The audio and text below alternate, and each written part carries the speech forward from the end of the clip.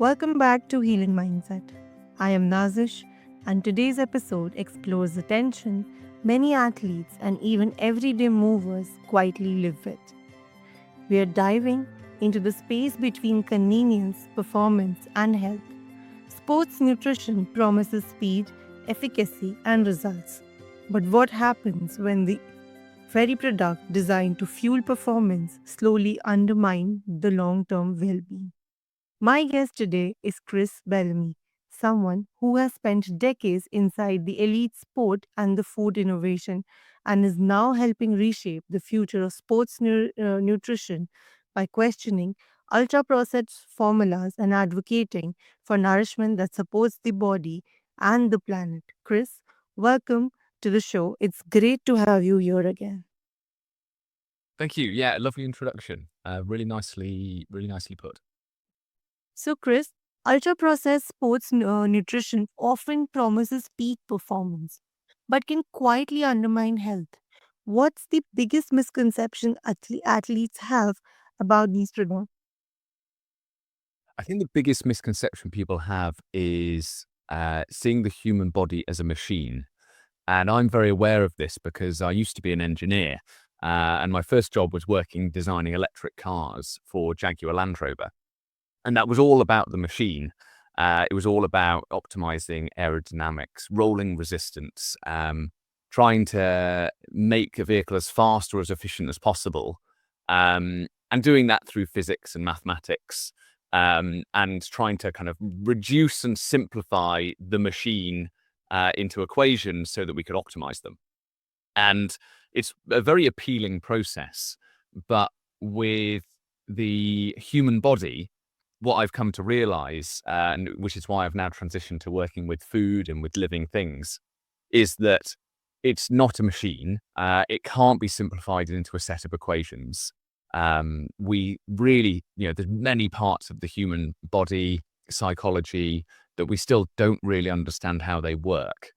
And it's, you need to treat your body like a living organism, like the incredibly complex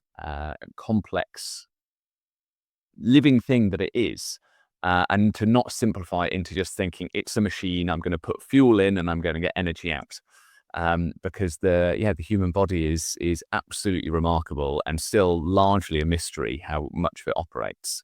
And so that would be that for me I think is the biggest misunderstanding. That is actually very true and very nicely put. And that really reframes this as trade-offs, not as solutions. Yeah, exactly. Yeah, trade-offs is a really nice way of putting it. And a lot of people don't consider the trade-offs. So, at YANAA, we're very much the first people to say, there is the right time to consume an energy gel, or there is a right time to consume a protein shake. But there's a lot more nuance than people think. And in today's world, we're looking for kind of simple answers and quick fixes. And so, if you have a protein shake that recovery, it can be very appealing for people, but actually there's a lot more nuance to that. And yes, you might have something that's very convenient, or it might give you a sudden burst of energy, but the compromise that you're giving yourself while optimizing for the short-term benefit that might give you, whether that's convenience or whether that's a short-term boost in, small boost in performance, you're compromising other factors, which in the case of sports nutrition is often long-term health. And there's now a lot of research coming out around the microbiome, around leaky gut syndrome, around metabolic health, and so on, where what people are observing is that yes, you might get some kind of a short-term benefit, although actually, that short-term benefit is quite marginal. And there's many studies that have been produced showing that eating potato is as effective as eating an energy gel. And so then potentially might be a small improvement to performance, but the risks to your long-term health and your long-term performance are really significant. And in 2018, the International Olympic Committee published a recommendation that athletes only eat real food unless they conduct a full risk-benefit analysis with a certified professional for anything that isn't real food. And I don't think people are aware of, the risks of taking sports nutrition. Um, and obviously it can have great benefits. But yeah, real food is more than sufficient for the vast majority of people. That is very nicely said. And I believe the things that real food can do, obviously, it is way better than what processed food can do. Yeah, and it's because what lots of the papers cite is that because food isn't we often simplify food into large macronutrients. So people look for carbohydrates, protein, fats. Fiber is getting more interesting for people. But what real foods actually have is also all of the micronutrients that come with it, all of the polyphenols, the antioxidants, the vitamins, the minerals that are so essential for your bodily function. But if you simply reduce something down into its kind of fundamental macronutrients, you don't get that with it. And it's quite funny because people like to think about food almost as a formula, where it's like a recipe. People think about sports nutrition like a recipe book, where they say, okay, I'm going to add 100 grams of carbohydrates, I'm going to 10 grams of protein, and I'm going to make my food. And yet, what people don't realize is that you're trying to recreate something that's far more complex than we even understand. And if you were to try and recreate something as elegant as a real food, it would take a huge, you'd have thousands of ingredients trying to, recreate a sweet potato or something like that. And the analogy I often give, when I'm talking about kind of to frame things in perspective, is that as humans, you know, we've accelerated our development and engineering enormously during, in particular the last 100 years.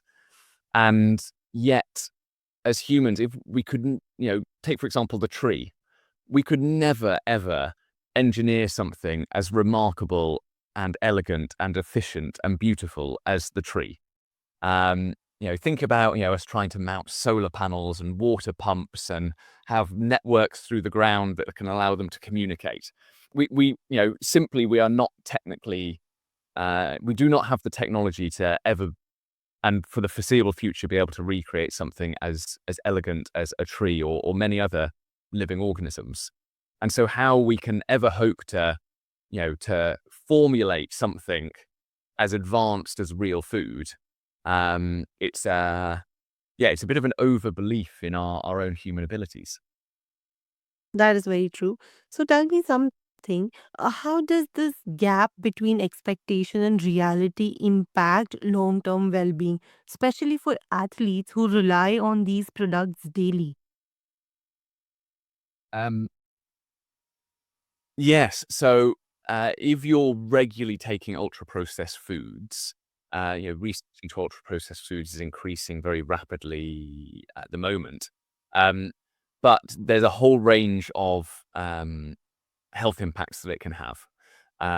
It's noted to have impacts on your cardiovascular health, so your heart and your circulation system.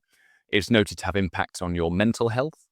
It's noted to have impact on your metabolic health, so your ability to kind of process and produce energy, which then obviously leads to various metabolic syndromes such as type 2 diabetes. And I myself became pre-diabetic as a result of all of the sports nutrition I was eating when I was an athlete. Um, and then there's also, some of the other risks that come with it, dental health.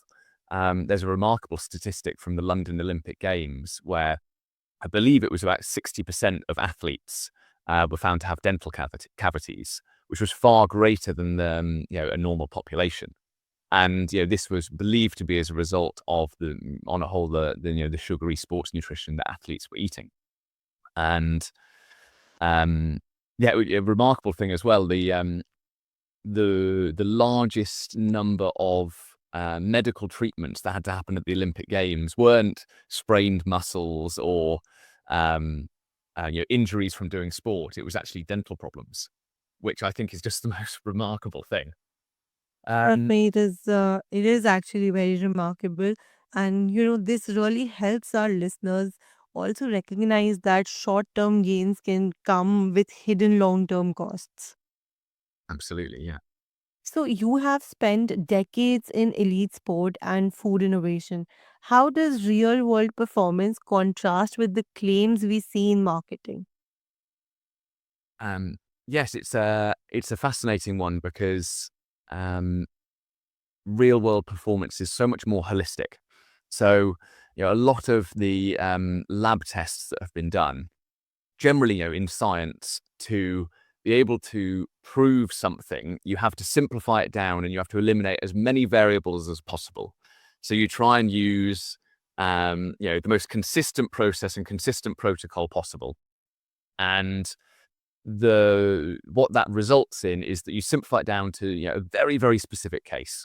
So let's take, for example, a lot of the research around consuming sugar for endurance sports, which is generally done in elite athletes or very athletic people.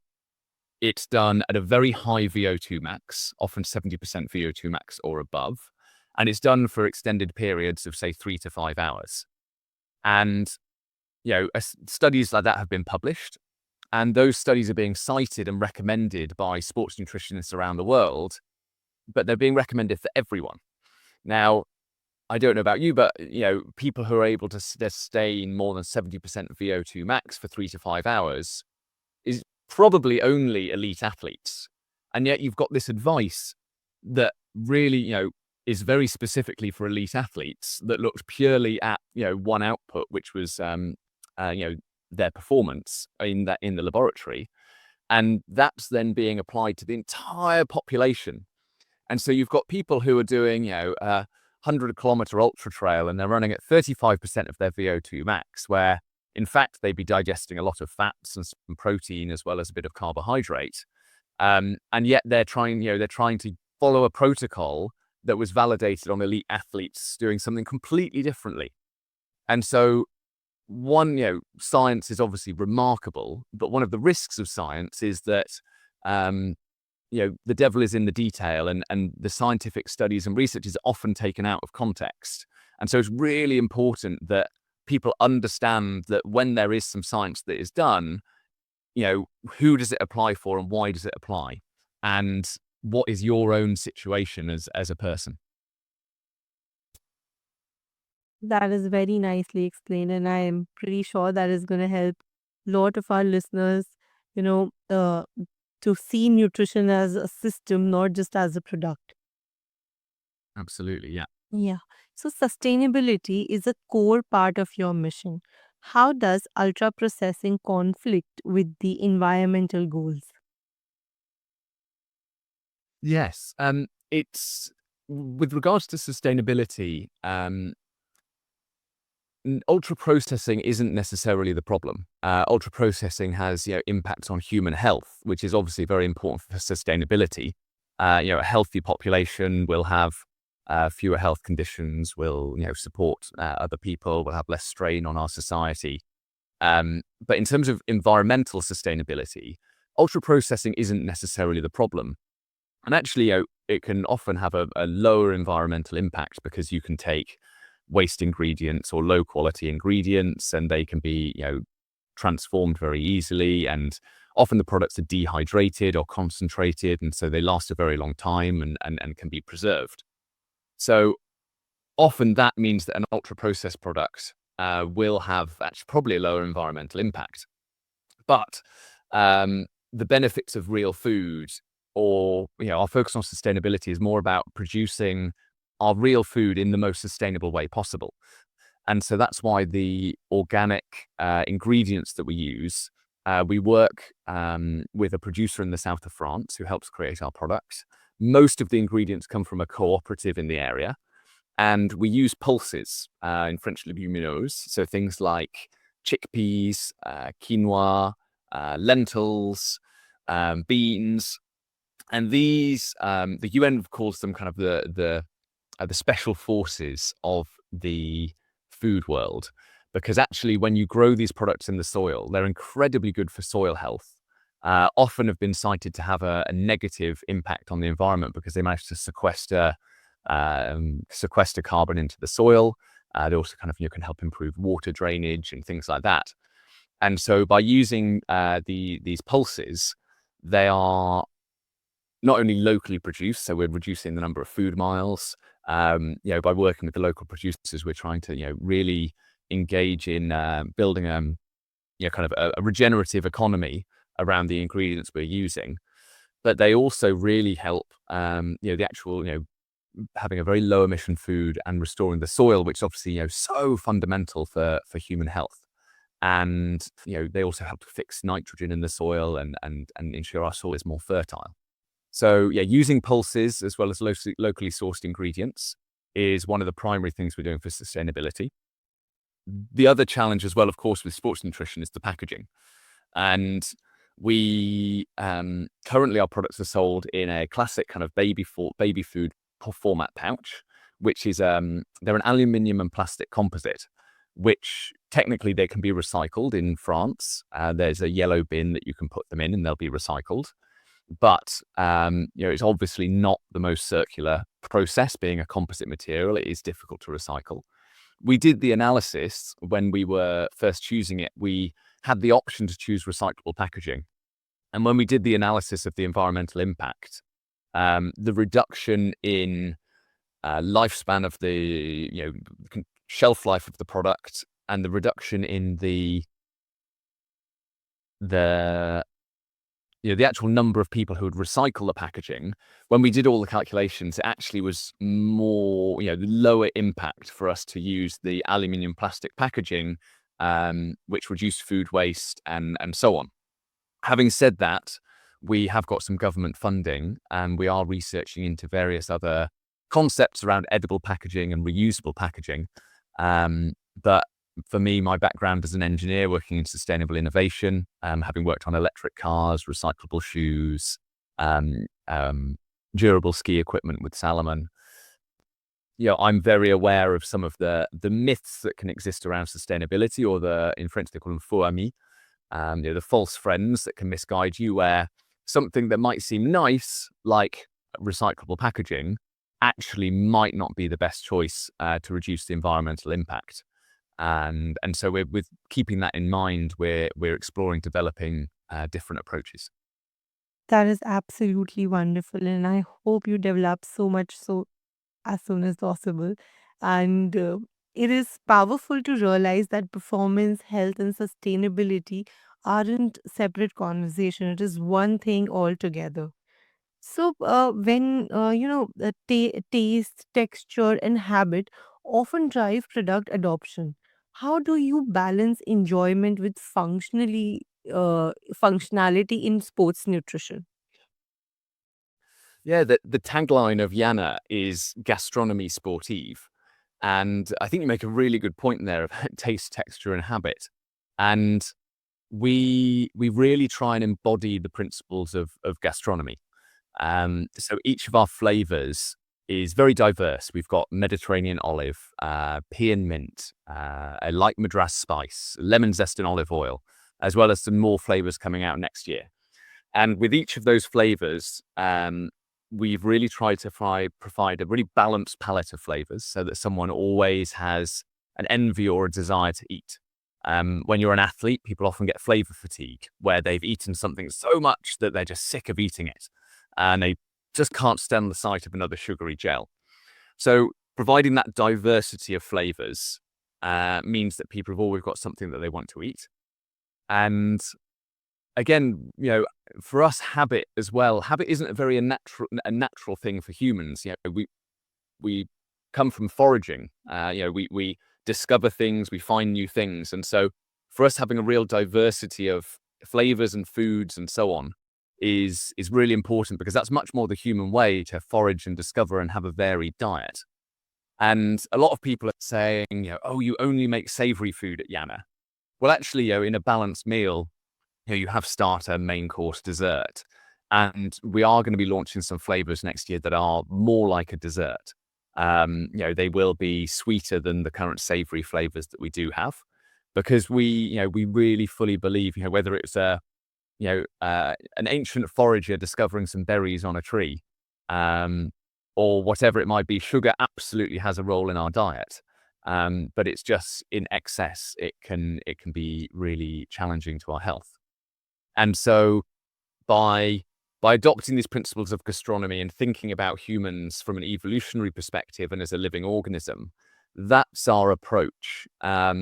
We're not trying to take an approach of trying to force people into a habit and tell them that they can only consume this one product. We're really encouraging to people to eat what they want, when they want, to use a diversity of products, to use diversity of foods, and that's very much our philosophy.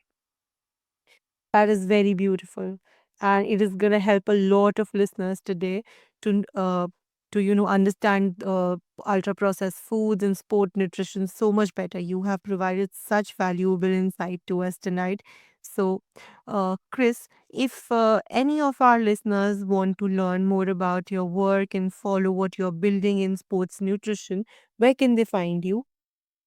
So you can find we're on all main social platforms, Instagram, LinkedIn, and also on our website. Our website is YANAA.food.